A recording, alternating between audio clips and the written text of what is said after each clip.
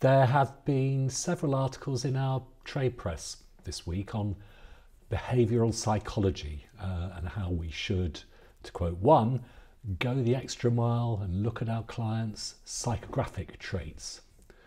Now, when you burrow down, it's actually all about what I would call effectively commoditising our clients. The idea being that we use another industry and an actually regulator buzzword, we segment our clients, not by how much money they have, but based on the way they think. Now, I don't actually think that much of this is helpful.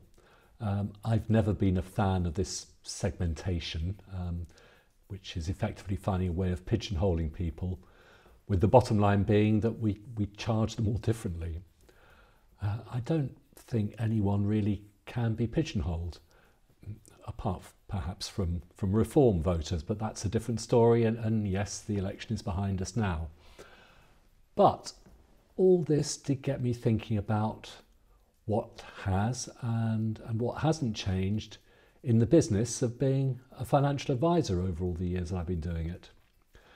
Now, when I and most of what I would affectionately call the old guard of the financial advisor community first started in the business, it was all about getting new clients and yes, making the sale. We were actually called sales associates, so I guess we did what it said on the tin. And as the job and the world of financial services has become more and more complex, knowing your stuff has become, quite rightly, more important than selling your stuff. And as the numbers of financial advisors have fallen pretty drastically, and those of us that are left have aged just as drastically, it's become much more about looking after our clients as finding new ones all the time. To actually be an advisor, you have to pass a couple of years worth of exams, a lot more if you want to have the most fancy pants charter qualification. But here's the interesting thing. To be able to do the job, you do actually have to like and be interested in people, in those clients, because actually that's what it's all about.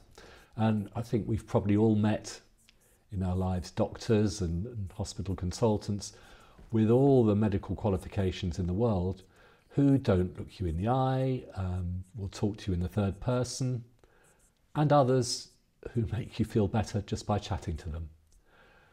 I guess there are others with more self-knowledge who just stick to postmortems with patients who can't answer back.